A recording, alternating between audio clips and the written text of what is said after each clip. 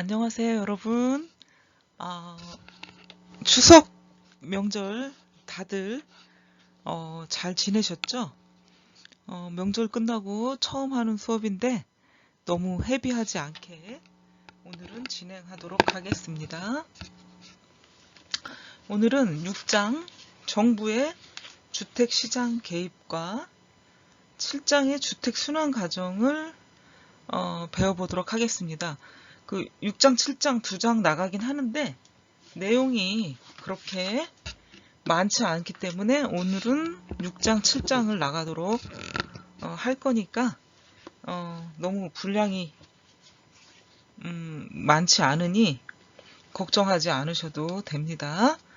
6장 정부의 주택시장 개입은 시장 실패와 정부 개입, 정부의 신규 주택 분양 규제, 분양주택시장과 중고주택시장의 뭐 상호 연관성 이렇게 있는데 시장 실패와 정부 개입, 정부의 신규 주택 분양 규제 뭐 이렇게 여러분들과 배워보도록 하겠습니다. 시장의 실패와 정부 개입을 한번 보면은 정부가 주택시장에 개입을 해서 규제책을 펴는 이유는 시장 실패해서 기인됐다라고 얘기를 하는데 오직 시장 실패해서 시장 결합에서만 비롯된다고는 볼 수가 없다는 거죠. 일단 정부 규제가 시장 실패라는 이유만으로 관여하는 게 아니라 정부 규제의 대부분이 1차적으로 시장 실패를 들고 있다는 거죠. 그러니까 결국에는 정부가 시장에 개입하는 이유를 합리화시키기 위해서 시장 실패를 예로 들고 있는 것이지 정당화하기 위해서요. 그것이 정말로 시장 실패여서 정부가 개입하는 이유가 100%는 아니라는 거죠. 시장 기능에 의해서 주택 문제가 해결될 것이라는 고전적 가정이 어떤 현실적으로 문제점을 지니고 있다 하는 거죠. 어찌됐건 시장 실패는 무엇이 있고 무엇을 의미하는지 그런 요인들이 뭔지 한번 보도록 하겠습니다. 첫째는 불완전한 경쟁이다. 둘째는 정보의 불완전성이고요. 셋째는 공공재의 존재. 공공재는 비배타성, 비경합성, 생산과 소비가 동시적으로 이루어진다는 점이 특징이고요. 넷 번째는 외부 효과이다. 이랬어요. 그러면 이런 그 시장 실패의 의미와 시장 실패 요인들을 얘기를 했는데 네 가지를 첫 번째 그 불완전한 경쟁. 불완전한 경쟁은 무엇이냐? 독점 기업 아니면 과점 기업이 이제 존재할 수밖에 없어요. 자본주의 체제 하에서는 이런 이제 독점 기업, 과점 기업을 이제 독과점이라고 하죠. 그래서 부의 편중을 만들게 되고 그 역진적인 소득 분배를 발생하게 한다 할 수가 있겠죠. 그래서 독점 기업들은 자기네 지위를 유지하기 위해서 막대한 자금을 사용하게 되고 또 경쟁, 기술 혁신을 위해서 노력이 부족해서 방만한 경영, 그 다음 비효율성을 지니게 된다는 거예요. 이게 이제 불완전한 경쟁, 독과점을 들 수가 있겠고, 둘째는 정보의 불완전성이다. 그랬어요. 완전 경쟁 시장이라는 건 뭐예요? 경쟁을 누구나 할 수 있게끔 정보가 충분하고 완전하다 이런 게 이제 완전 경쟁 시장이고 정보의 불완전성이라는 거는 완전 경쟁 시장과 반대되는 얘기를 하는 거죠. 정보가 불완전하기 때문에 불완전한 시장이다 라고 얘기를 할 수가 있겠죠. 그래서 실제 시장 정보가 충분하지도 않고 완전하지도 못한 상태니까 이런 게 이제 생산자와 소비자 양측에서 서로 발생하게 된다는 거죠. 정보의 불완전성. 세 번째, 공공재의 존재. 이거는 이제 비배타성, 비경합성 이런 건데 이 공공재는 어떤 사람도 그것이 소비로부터 배제될 수 없다는 게 특징이고요. 다른 사람의 소비로 인해서 나의 소비가 지장을 받는다거나 소비에서 얻는 효율이 감소되지는 않는다. 공공재는. 그래서 시장 기능과 사적 교환 관계 속에서 적절한 공급과 배분을 기대할 수가 없고요. 그래서 공공재가 존재한다는 걸 얘기할 수가 있는데, 그래서 시장 실패의 어떤 의미, 요인이 되겠고요. 순수 공공재는 국방, 치안, 방송 등이 있고요. 지역 공공재는 도로, 교량, 공원, 소방 등이 있어요. 그리고 넷째는 외부 효과가 있는데 소비자에게 주는 효용 이외에 그 소비에 참여하지는 않는 타인에게 사회적 혜택, 특히 해악을 미치는 것을 얘기하는데요. 그 외부 효과는 두 가지로 볼 수가 있어요. 개인적인 비용이 사회적인 비용보다 작은 경우는 외부 불경제라고 얘기를 하고요. 다른 하나는 개인적인 편익이 사회적 편익보다 작은 경우는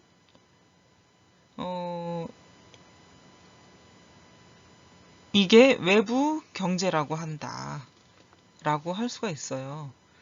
그래서 외부 경제로는 외부 불경제로는 사회적 해악을 유발하는 공해, 소음, 대기, 수질, 전염병이 있고, 외부 경제는 아름다운 정원, 방역. 코로나 때문에 뭐가 이제 방역을 철저히 해야 되는 이런 것들이 요즘 사회에서는 벌어지고 있는데, 이런 것들이 외부 경제, 외부 불경제. 그래서 이렇게 두 가지로 나눌 수가 있어요. 시장은 되게 중요한데 자원 배분의 메커니즘으로 매우 중요한 역할과 상대적인 우월성을 지니고 있고 현실에서는 결함과 실패를 가져오기도 해요. 그래서 이러한 시장 결함이 정부의 시장 개입을 이유를 만들고 있고, 소득 분배의 불평등, 경제의 안정과 성장, 경제의 정의의 실현, 이런 목적을 가지고 정부가 개입을 하고 있는 거죠. 그래서 주택에서의 정부 개입은 주택시장이 아니고 독특한 불안정성에 기인할 수가 있다. 기인한다.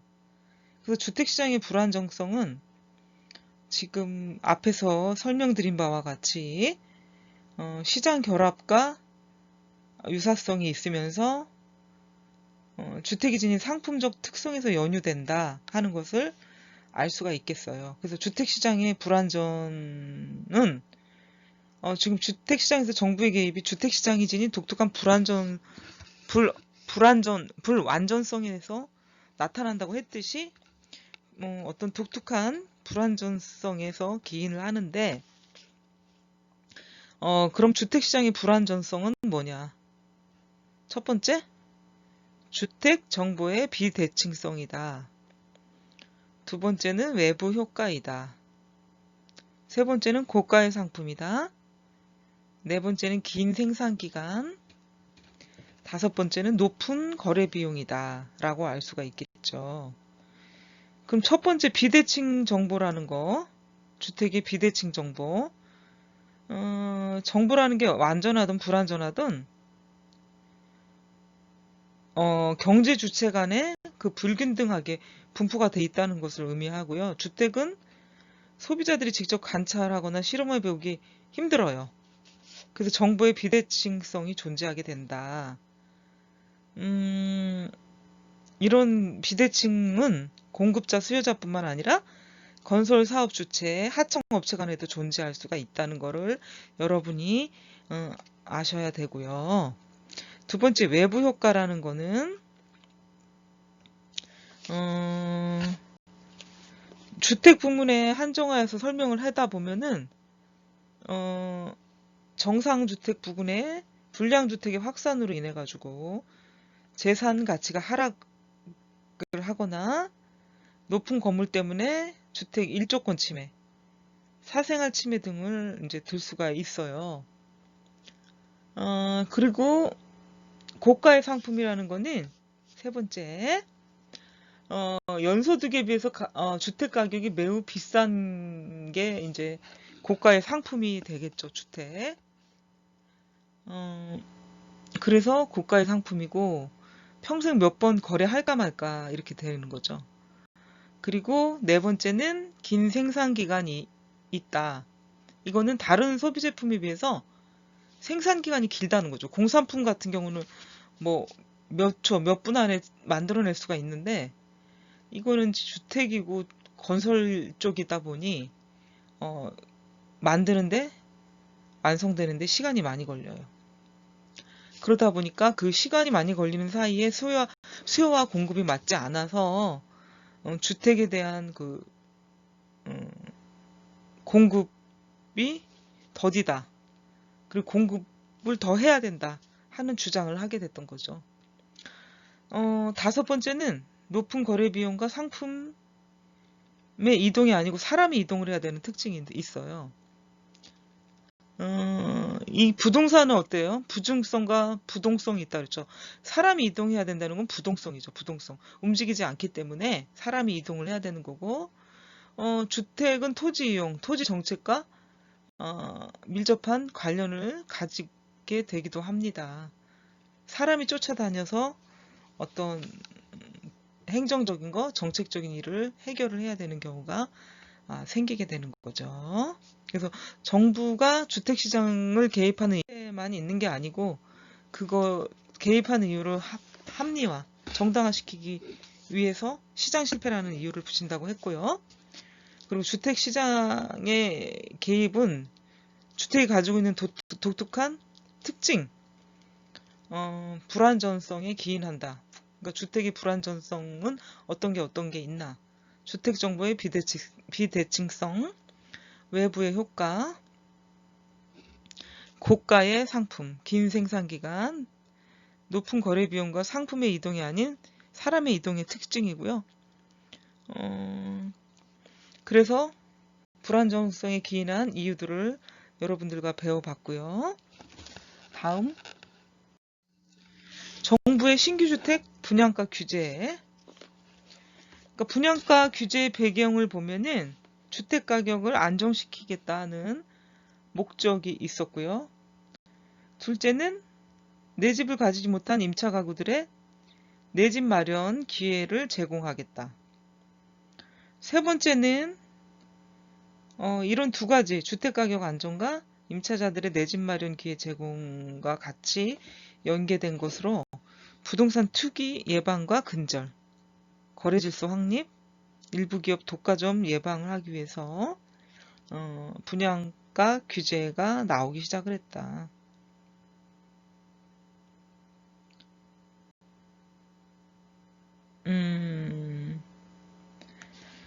그래서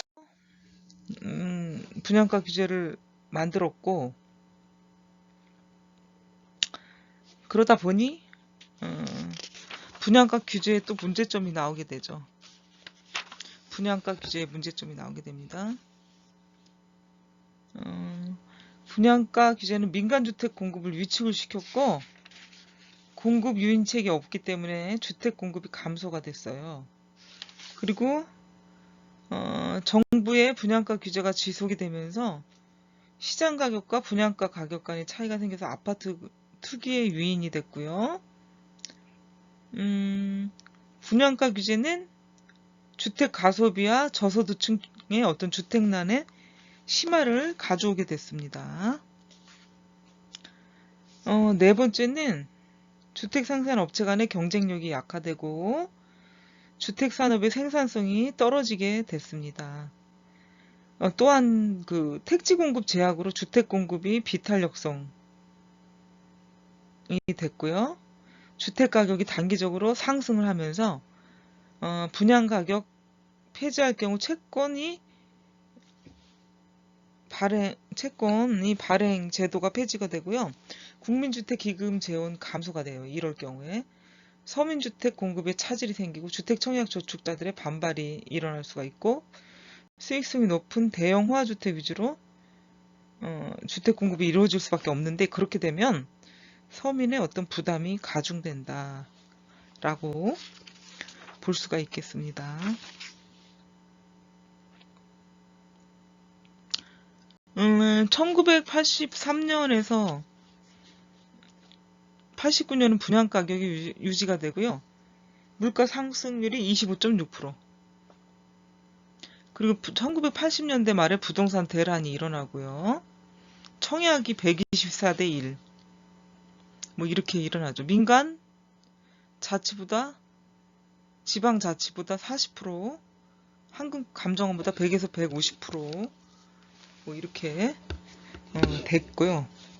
83년도에 코어제라는 걸 이제 실시를 했는데 25.7평 초과의 민간 아파트에 채권 입찰제를 도입을 해요. 이거는 뭐냐면은 건설사의 폭리를 막기 위한 거고 투기를 막기 위한 거. 그래서 이런 역할을 하기 위해서 코어제라는 걸 도입을 하고요.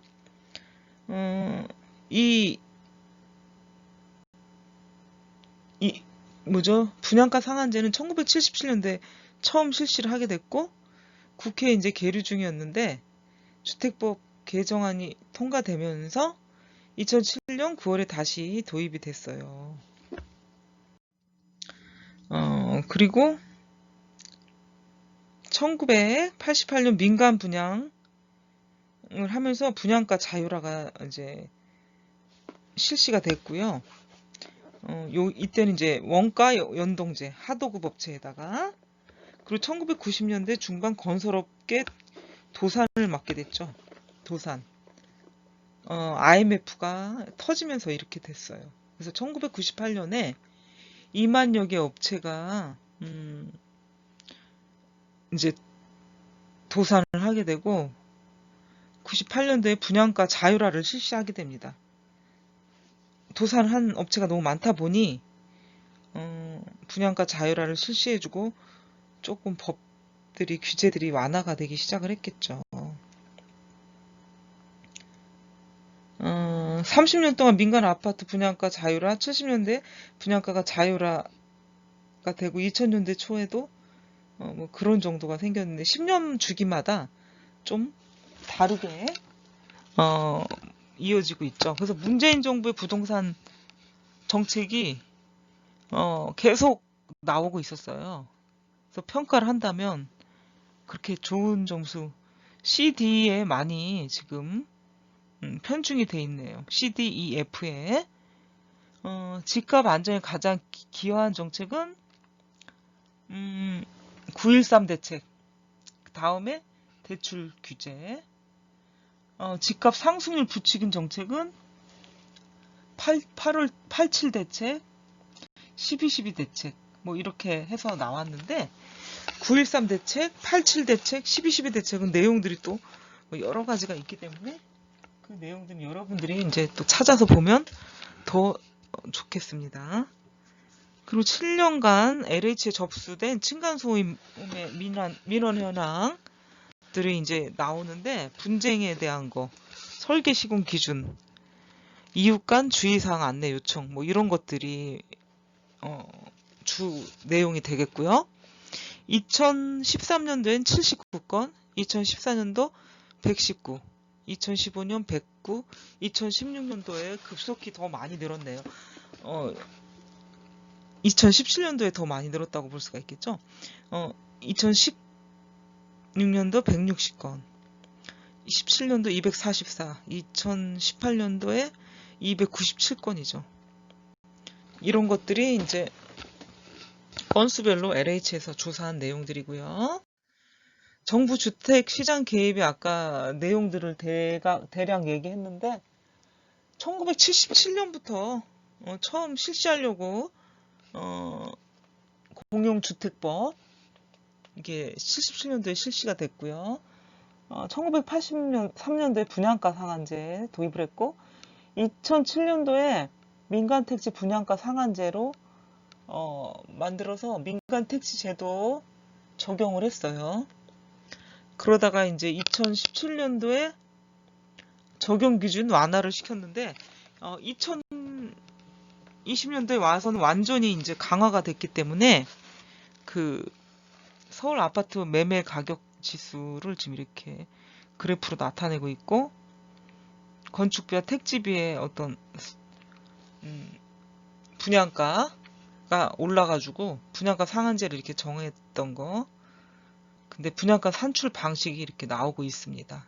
그래서 정부의 주택 시장 개입들은 문재인 정부에 들어서도 23가지가 나오고 있었어요. 굉장히 많이 나왔죠. 그래서 이런 주택 시장 개입의 이유들은 시장 실패라고 하는 어떤 정당화시키기 위한 이유를 가지고 개입을 하는 거고요. 또 이번 정부에서는 투기 근절, 집값 안정화를 목적으로 최우선 목적으로 한다고 23개의 법들이 나오고 앞으로도 계속 나올 것으로 예상이 됩니다. 분양가 자율화와 향후 대책을 보면 구조 조정 과정에서 물가 상승, 소비 위축, 생산 감소, 성장 하락 등의 어떤 일대 변혁이 일어나고 있어요. 우리나라 그 전반적인 경제 상황이요. 그러다 보니까 분양가 자율화에 대한 향후 대책 등이 시급히 필요하다고 볼 수가 있겠습니다. 주택 경기가 최악의 상태로 수요가 위축되고요. 미분양 주택이 증대되고 또 주택 산업 재무 구조가 악화되고 있죠. 이런 것들 때문에 향후 대책을 세워야 되겠고요. 정부의 시장 간섭 수단인 주택 가격 규제 체제는 정당성이 좀 퇴색이 돼가고 있다. 분양가 자율화를 도입해야 할 4가지 측면이 있는데 어떤 이런 시장 상황이나 주택 산업 여건, 도시 관리적 차원이나 대외적인 거시경제 흐름을 보고 분양가 자율화를 도입을 해야 된다. 라고 지금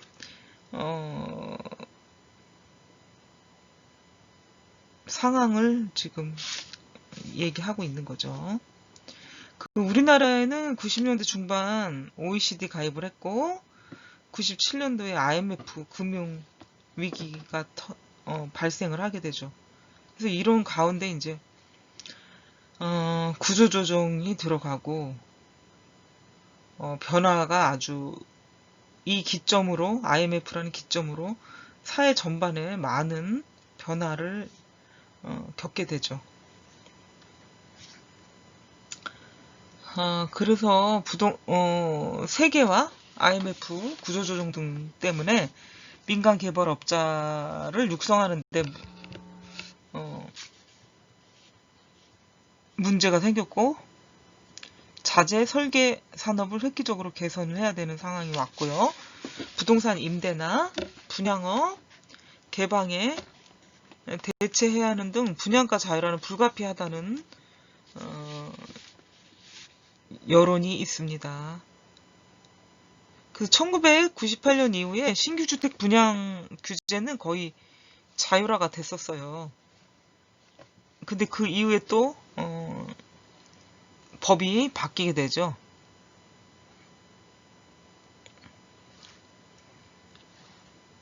그래서 이제 대부분 학자들은 이런 분양가 자율화와 동시에 보조 조치를 병행해야 한다는 주장이 많고요. 이런 연구들을 한 결과를 가지고 오면 두 가지 거시적 분석과 미시적 파급 효과를 구별을 해야 되고 각각에 대해서 보안 정책에 변수를 넣어야 된다. 이렇게 주장을 하고 있습니다. 그 적절한 보안책이라는 것을 실시할 경우에 자율화라는 충격을 단기적으로 잘 좀 흡수할 수 있는 물가, 임금, 부동산 가격 등 부정적인 영향 없이 경제 성장을 달성할 수 있다고 보았는데, 주택시장 내부에서 그 서울 인근 대단히 택지 개발을 포함한 택지 공급과 통화 공급을 함께 이제 실시 함으로 인해서 가격 충격 완화 효과가 큰 것으로 결과가 추인이 됐다고 합니다. 연구 결과죠. 그래서 경기 순환 변동 주기는 주택, 부동산의 어떤 경기 변동을 예고 선행하는 신호의 기능을 한다는 견해가 일반적이고, 경기 악화로 지금은 침체 국면에 있지만 다시 경기가 활성화되는 시기를 상정해서 주택건설업자 간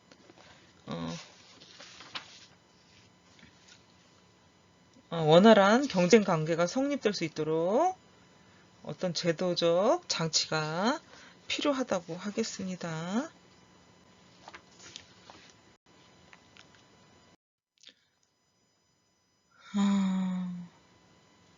그래서 분양가 자율화와 향후 대책을 보면 유효 수요의 입각, 실수요자 중심으로 시장 구조 질서 재편을 해야 되겠고요.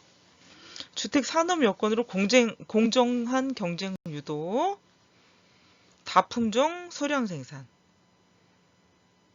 품질 및 유형관리, 개발금융 등의 선진화가 이루어져야 되겠고요. 도시 관리적 차원으로 토지 이용의 효율화와 도시 공간구조의 정상화가 필요하고요. 세계화, IMF 구조조정을 감안해서 민간 개발업자 육성과 자재 설계 사업을 획기적으로 개선해서 부동산 임대, 분양업 개방을 대처해야 되겠죠. 1998년 신규주택 분양가 규제는 거의 자율화됐고요. 다시 규제를 했다가 자율화가 됐다가 규제가 되는 상황으로 지금 전환이 되고 있죠.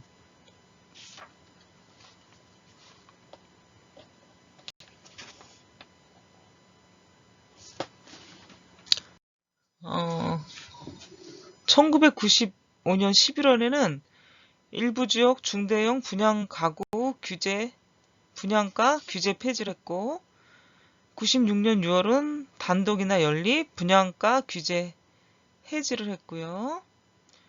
96년 12월에는 수도권 및 대도시 지역 제외한 분양가격 자율화, 97년 5월에는 수도권 지역을 제외한 분양가 자율화를 실시했고요. 98년 1월 수도권 민간 택지에 대한 분양가 자율화, 98년 12월은 수도권 공용개발 택지에 관한 분양가 자율화, 98년 12월 수도권 내 공공개발 택지에 민영 아파트에 관한 분양가 자율화, 99년 1월에는 분양가 규제 완화를 했습니다. 그래서 분양가 자율화의 주요 선결과제를 한번 보도록 하면은 주택 수요 측면이 있고요. 주택 공급 측면, 주택 금융 측면, 주택 조세 측면, 주택 배분 측면이 있습니다. 그래서 보시면 주택 수요 측면은 소비자의 권익보호, 저소득층의 주거 안정인데, 소비자 권익보호를 보시면 주택의 조기 분양제도 폐지, 주택 감리 및 준공검사 강화, 불공정 거래 행위 방지, 주택 성능 보증 제도가 있고요. 저소득층의 주거 안정은 공용개발 택지의 조기 분양제도 폐지, 민간주택의 중소형화 유도를 하는 게 있습니다. 그래서 주택 수요 측면은 이렇게 있다고 볼 수가 있겠고, 주택 공급 측면은 택지, 인력, 자재 공급 확대, 주택 가격의 과다 인상 방지가 있는데, 택지, 인력, 자재 공급 확대를 보면 공영개발 택지의 조기 분양 제도를 폐지하고, 토지 이용의 규제 완화 및 효율화를 추구하고요. 인력 절감 공법의 개발 및 인력 수급에 어떻게 조절을 할 건지 대책이 있어야 되겠고요. 주택 자재 산업의 육성이 필요하다고 하겠습니다. 주택 공급 측면에서 주택 가격의 과다 인상 방지가 있는데, 가격은 카르텔의 결성 및 담합 인상을 방지를 해야 된다. 이렇게 얘기를 하고 있고, 주택 금융 측면을 보도록 하겠습니다. 주택 채권의 확대, 정부 재정의 공공주택자금 지원 확대가 필요하고요. 채권 입찰제 폐지에 따른 대체 재원 확보가 필요하겠다 하겠고요. 청약예금의 감소에 따른 대체 재원 확보가 필요하다고 볼 수가 있겠습니다. 그리고 주택금융 측면에서 주택 대출의 확대로서는 주택 구입 자금의 공급 확대, 주택 건설 자금의 공급 확대가 있습니다. 주택 조세 측면을 한번 보도록 하겠습니다. 주택 생산자의 과세 강화, 주택 소비자의 과세 강화를 들 수가 있겠는데, 주택 생산자의 과세 강화는 주택 생산 기업의 과다 이윤을 환수해야 된다 하는 주장이 있고요. 주택 소비자의 과세 강화는 대형 호화주택 보유자에 대한 중과세가 필요하고, 다주택 보유자에 대한 중과세가 필요하다고 볼 수가 있겠습니다. 주택 배분 측면이 있습니다.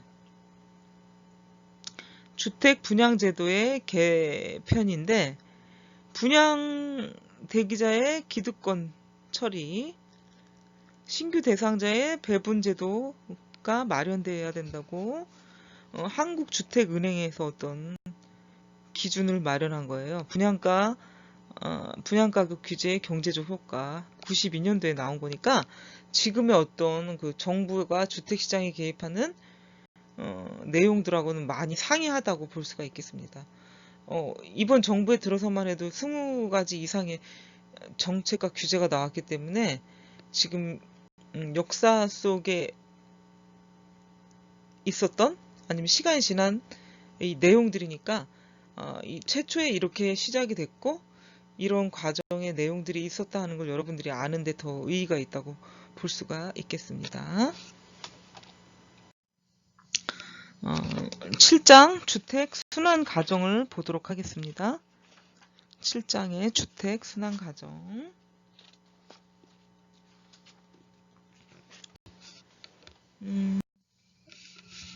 주택 순환 가정 개념이 있는데요. 주택의 질적 변화와 가구 이동과의 관계를 설명해주는 중요한 주택시장 경제 이론이라고 볼 수가 있겠습니다. 인간 사회 조직의 가장 기본적인 요소가 가정이고요. 가정의 근거지가 주택이 되기 때문에 주택은 은신처로서의 기능뿐 아니라 생산활동에 필요한 노동력의 재생산, 또 삶의 보금자리라고 볼 수가 있겠어요. 그런데 이러한 주택에서 주택 순환 가정은 라이프 사이클과 함께 간다고 볼 수가 있겠습니다. 우리나라 주택 문제의 심각성은 주택의 부족 문제에서 이제 기인하고 있었는데, 현재에 와서는 뭐 주택 부족, 전체적인 주택 보급률이나 부족은 심각하지는 않고요. 지역적으로 부족한 주택 수가 이제 문제가 되는 것이죠. 주민의 주택 서비스의 구축 능력이 크게 향상되지 않은 상태에서 주택 규모는 불균형적으로 분포되어 가고 있는 실정이고요. 2010년대 이후의 상황은 아니니까 이런 심각한 주택 부족 상황에서 주택이 대량으로 단기간에 공급되기를 원하고 있지만 수요와 공급에 시간차가 있다고 분명히 얘기를 했기 때문에 단기간에 공급할 수는 없는 거죠. 주택이 지닌 어떤 특성 때문에 잘 공급이 이루어지지 않죠, 또한. 그리고 신규 주택이 공급이 돼도 주택 구입 능력이나 유지할 만한 가구의 경제적 능력이 문제가 되기도 해요. 그래서 이러한 문제 때문에 많은 여러 국가들, 우리 정부뿐만 아니라, 우리나라뿐만 아니라 많은 여러 국가에서 정부가 주택시장에 개입을 한다 이거죠. 그래서 주택시장의 수요와 공급에 관한 제도를 규제하고 조정을 하게 되는 것이 이제 각 국가 정부에서 하는 일들이 되겠습니다. 주택 순환은 이제 새로운 주택이 공급이 되면서 주택 순환 과정의 원리를 이해하고 이러한 현상이 주택 정책에 어떤 시사점을 줄 수 있는가를 논의하기 위해서 주택 순환 과정을 배우는 거죠. 외국에서는 이미 많이 오래전부터 주택 순환 과정 이론에 대해서 논의됐고요. 이런 논의에 의해서 주택 정책을 수립한 경우가 많았어요. 이거를 이제 필터링이라고 얘기를 하면서 자본주의 사회에서 주택 분야의 누적 효과를 겨냥한 접근 방식이다 라고 얘기를 하고 있어요.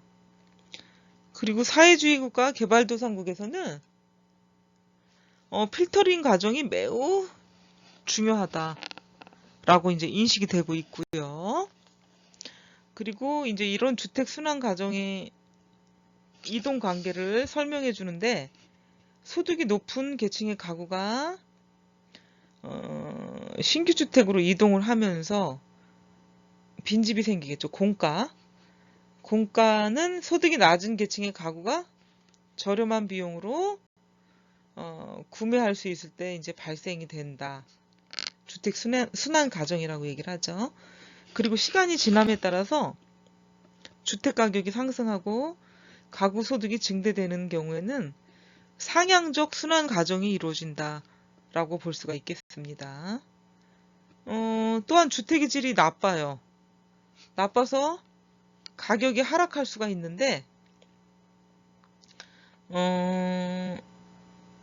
이런 경우가 하나가 있고 가구 소득이 떨어져서 그 위치가 낮아지는 경우가 있는데 이게 이제 하향적 순환 과정이다 라고 얘기를 할 수가 있겠습니다. 그러니까 주택 순환 과정, 필터링 과정은 상향적 순환 과정과 하향적 순환 과정이 있다고 하겠습니다.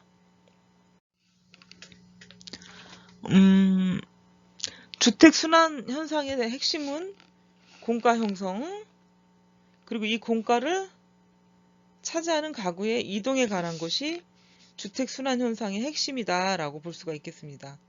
한 도시에서 신규 주택 건설하고요. 공급이 되었을 경우에 이제 주택 순환 현상이다. 벌어지고 있다. 필터링이 벌어지고 있다. 라고 할 수가 있겠죠.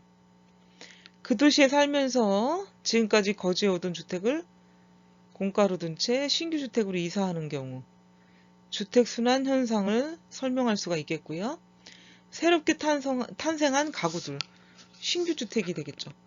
아니면 뭐 이동이 되겠죠.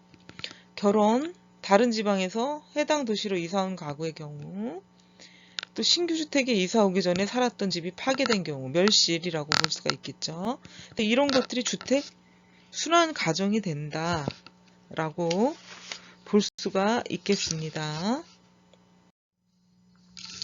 뭐 이론적인 배경을 한번 보도록 하면은 이 주택 순환 과정의 어떤 학문적 관심과 연결된 부분이 도시지리 연구와 주택시장 연구 두 분야라고 볼 수가 있겠고요. 주택 순환 과정은 주거 이동의 한 부분으로 보고 있고요. 그리고 주택 순환 과정이라는 것은 주택시장의 어떤 동태적인 과정을 나타내는 현상이다. 동태적이라는 건 뭡니까? 계속 주택시장은 움직이고 있고 변화하고 있다는 거죠. 그러니까 라이프 사이클, 한 개인의 인생에 맞춰서 모든 것도 변화하고 시간이 흐르면서 퇴색하기 마련인데, 주택 순환 가정이라는 것도 한 인간의 라이프 사이클과 마찬가지라는 거죠. 그 라이프 사이클에 맞춰서 주택 시장의 변화를 감지할 수가 있겠는 거죠. 상향적 변화, 하향적 변화, 뭐 이런 것도 마찬가지고요.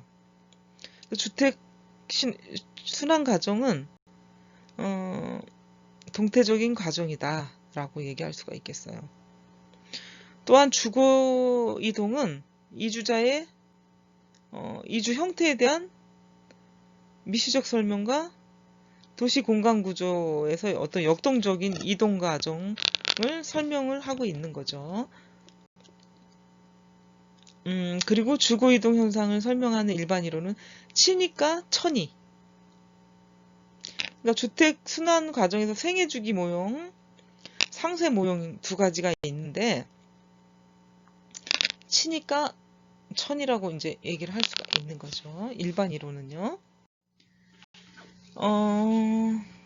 호이트 모델이라고 있어요.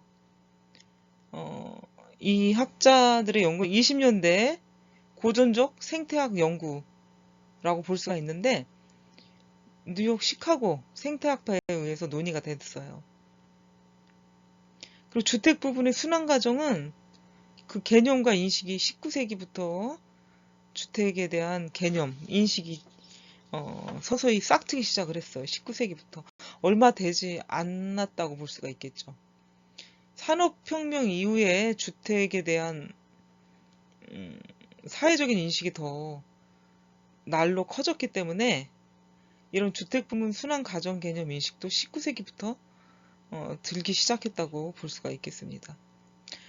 시카고, 뉴욕, 시카고 학파, 생태학파에 의해 가지고 고전 생태학 연구는 주거지 변화와 가구 이동에 대한 연구로 도시가 성장을 하고 그 도시는 도심으로부터 외곽지로 퍼지는 동심원 이론을 얘기한 버제스 동심원 구조설이 대표적으로 고전 생태학 연구 학파와 연결이 된다고 볼 수가 있겠습니다. 버제스 모델은 폭이 일정하지 않은 5개의 동심원 지대로 구성되어 있고요.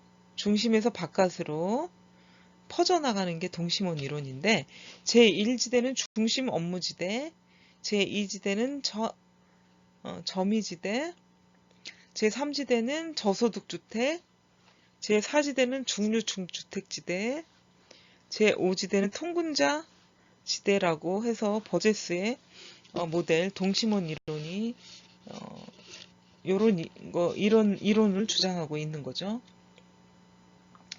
도시 성장이라는 거는 버제스 모델이 시카고 생태학파의 논리에 접목이 된다. 버제스 이론을 썼다 하는 걸 얘기하고 있었던 거고요. 도시 성장에 관해서 얘기하는 거는 도심부에 이입이 돼서 계속 외곽 지역으로 이동해가는 이입자의 이주 과정에 의해 결정이 된다. 도시 성장은 이렇게 보고 있었고, 이입자의 이주 과정을 치니까 천이의 연속작용으로 설명을 하고 있다. 이입자, 새로 들어오는 사람들을 얘기하는 거죠. 이런 들어온 사람이 이주를 하게 되는 거를 치니까 천이의 연속작용이다 라고 설명을 했던 것이죠. 1939년에 호이트는 고소득층은 주거지역의 성장에 관한 연구에서 주택 순환에 관한 개념을 아주 세밀히 소개를 했습니다. 6가지가 나오죠. 그 세밀한 내용 중에 신규 주택 건설은 도시 교외 지역에서 많이 활발하게 일어나고, 주로 이 도시 교외 지역에는 고소득층의 주민이 거주를 한다고 주택 순환에 관한 개념을 얘기했고요. 두 번째는 소득이 늘어남에 따라서 가구들은 새로운 주택, 그리고 사회주의에 맞는 주택, 공간이 좀 더 넓은 주택을 선호하게 됐다 하는 거를 소개를 했습니다. 그리고 세 번째는 소득 재분배 문제와 인구 구조의 변화에서 이런 거를 상세하게 설명은 못하지만 소득이 증가죠. 고소득층에서 발생하는 것으로 간주했다. 네 번째는 저소득층은 자기들과 유사한 사회 경제적인 수준의 사람들과 함께 어울려서 거주하기를 원한다. 조금 씁쓸하긴 하지만 예나 지금이나 소득과 뭐 아니면 환경, 학맥, 인맥 뭔가 이렇게 공통점이 있는 사람들은 대화가 되고 불만이 별로 없어요. 근데 공통점이 없는 사람들, 격차가 너무 나거나 대화가 되지 않은 사람들과 어울리다 보면은 융화되기 쉽지 않거든요. 그러니까 뭐 저소득층은 저소득층끼리 어울려 거주하기를 원한다. 이게 이제 호이트 모델에서 발견이 됐다는 거죠. 다섯 번째는 주택 단위당 가격의 하락이 가구 상향 이동을 유도하고요. 가구 상향 이동을 할 때 이전 비용은 과다한 이전 비용이 없다고 이제 전제를 했습니다. 여섯 번째는 주택 관련 기관들이 있어요. 주택주와 부동산 기관, 주택금융기관 등의 역할은 최소화된 상태고 이러한 기관들이 주민의 주거지 선택에 큰 영향력을 행사하지는 못한다고 보고 있습니다. 그래서 결국은 호이트 모델은 주택시장 연구에 있어서 주택 순환 현상을 설명하는 이론이고 설득력 있는 가정을 제시하였습니다. 그래서 상당한 오랜 기간 동안 이 이론이 지배적으로 쓰이고 있었다는 평가가 있었고요. 실제 자본주의 체제 하에서는 주택 순환 현상을 응용하는 주택 정책을 오랜 기간 동안 펴왔다. 주택 순환 현상을 응용해서 주택 정책을 펴왔다 하는 거고요. 이런 정책적인 근거는 새로운 주택을 도시 교외 지역으로 공급하면 고소득층은 도심에서 교외로 이동하게 됐고 또 고소득층이 살았던 중고주택은 그들보다 소득이 낮은 계층의 사람이 반값으로 차지하는 주택 순환을 염두에 둔 것이다. 이렇게 호이트 모델은 주장을 하고 논리를 펴왔는데 그런데 영원한 건 없는 것이죠. 영원한 건 없어요. 호이트 모델은 1960년대 와서 여러 학자들로부터 비판을 받게 돼요. 비판을 받게 되는데 그 비판을 받게 되는 근거를 한번 보도록 하겠습니다. 이 주택순환 과정 모델은 주택 정책을 만들 때 어떤 주택 정책의 기본으로 삼는 저소득층에 대해서 보조금 혜택을 주지 못하는 문제가 있다는 거죠. 그러니까 주택이라는 거는 자본주의 체제하에서 소득이 향상되면서 교외 외곽에 호화롭고 넓은 주택으로 이동을 하지만 결국은 공공의 문제도 있다는 거죠. 사회복지적인 차원을 염두에 둔 거죠. 벌써 그 저소득층에게 혜택이 별로 없다 하는 게 문제가 된다 하는 거를 첫 번째 얘기를 한 거죠. 두 번째도 마찬가지예요. 첫 번째 논의하고 관련해서 저소득층에게 혜택을 주지 못한다. 공공성, 복지적인 차원이 미흡하다 하는 얘기를 하는 거죠. 그러면 사회 형평성에 문제가 발생을 하니까 주택보조금이 또 아니면 다른 혜택이 주택 문제를 빨리 좀 해결해야 되는 저소득계층에게 먼저 주어져야 한다는 얘기를 하는 거죠. 그럼 사회 전체의 형평성을 유지할 수 있다는 것을 얘기하는 거죠. 호이트 모델을 비판한 학자들의 내용 얘기 드린 거죠. 세 번째는 주택 순환의 메커니즘이 실제 작용을 해도 그 속도가 매우 느리다. 그런데 저소득층은 주택 문제를 빨리 시급히 해결해야 되니까 주택 순환 논리를 적용한다는 거는 현실적이지 못하다는 거죠. 다급한 저소득층에게는 비현실적이다. 그렇지만 그것은 현실이고 사실인 거죠. 비현실적이니까 국가에서 아니면 정부에서 보조를 해줘야 된다는 얘기를 하는 얘기죠. 사실은. 네 번째는 주택 순환 가정을 염두에 둔 주택 정책은 자칫하면 주거지역의 도시 교외화 확산을 촉진한다. 그리고 확산 촉진할지도 모른다는 비판이 따르고 있습니다. 그래서 호이트 모델이 꽤 오랫동안 타당하다고 여겨서 많이 이론을 사용을 했는데 60년대에 와서 여러 많은 학자들의 비판이 있었어요. 그 비판이 바로 이 네 가지라고 볼 수가 있겠습니다. 그래서 다양한 가정으로서의 주택 순화가 필요하다. 오늘날에 와서는 주택 시장의 연구에 있어서 주택의 동태적인 연구가 주택 순환의 현상을 이해하는 데 크게 도움이 된다고 할 수 있겠습니다.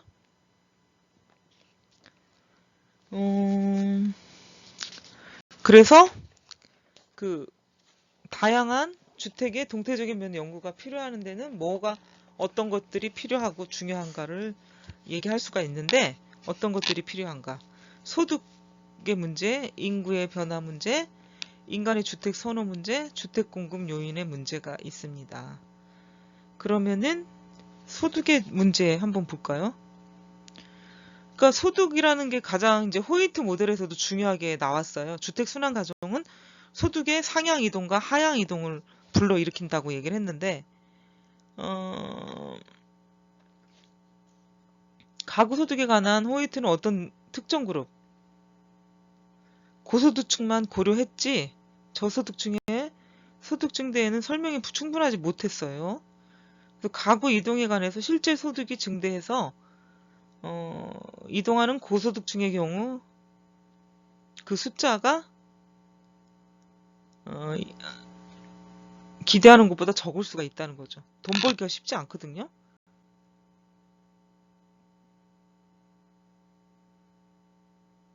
그리고 그 실제 이제 고소득층이 신규 주택으로 이동하는 양이 많지가 않다 보면 그들이 떠난 주택, 공가가 많지 않기 때문에 공가에 대한 수요는 많아지고 공가는 많이 발생하지 않기 때문에 주택 저소득층의 주거 서비스가 좀 어려울 거다.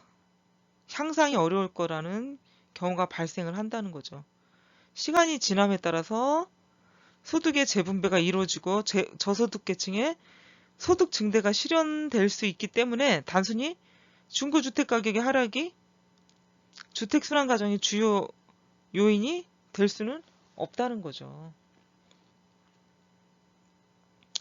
그게 이제 소득의 증대에 관한 호이트 이론의 모순과 관련된 내용들이고요. 두 번째, 인구의 변화. 인구의 증가를 얘기를 해요. 이 교재에서는. 요즘은 반대로 뭐예요? 인구의 감소거든요. 그러니까 인구가 그만큼 주택 가격에 미치는 영향, 주택 순환 가정에 미치는 영향이 매우 크다고 볼 수는 있겠죠. 예전에는 인구 증가 때문에 주택 가격이 상승된다. 근데 요즘의 이론은 인구의 감소로 주택 가격이 하락할 수 있다는 연구 결과들이 많이 나왔거든요. 그러니까 인구의 증가는 주택 수의 구조를 변화시킬 수 있다. 급속한 인구 증가는 주택 공급 측면에서 차질이 인구 증가만큼 주택 공급이 되지 않기 때문에 가격 상승을 유발할 수가 있다는 거죠. 그래서 급속한 인구 증가는 주택 가격 변화, 신규 중고주택 가격을 상승하게 하고요. 저소득계층 가구가 질이 좋은 중고주택의 선택은 현실적으로 좀 어렵다 이거죠. 여기서도. 세 번째는 인간의 어떤 주택 선호가 다르다는 거죠. 여기 또 인간의 주택 선호에 대해서 호이트 모델에서도 잘 설명되어 있지 않다는 거죠.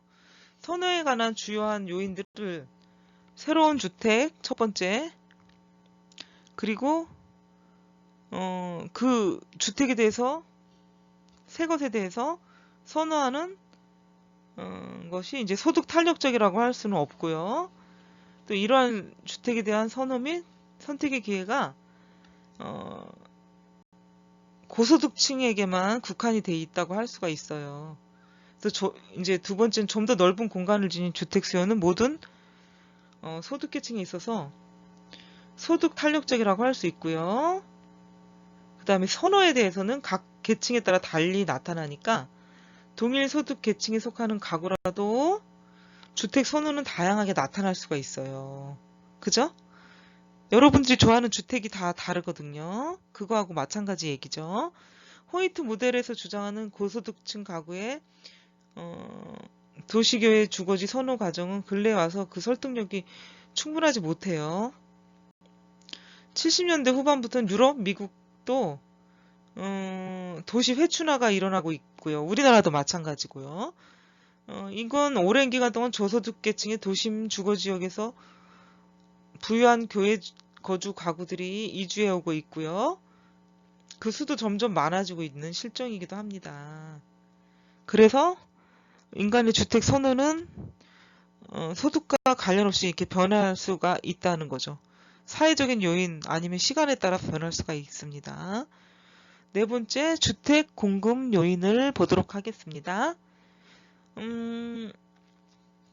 필터링 모델의 가정은 신규 주택 공급이 고소득계층 가구의 이동을 유발을 한다.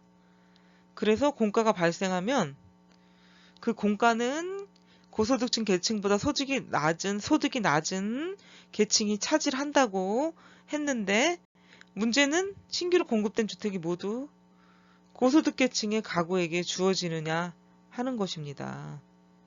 신규 주택이 고소득 계층에게만 주어지는 거냐 하는 문제인데,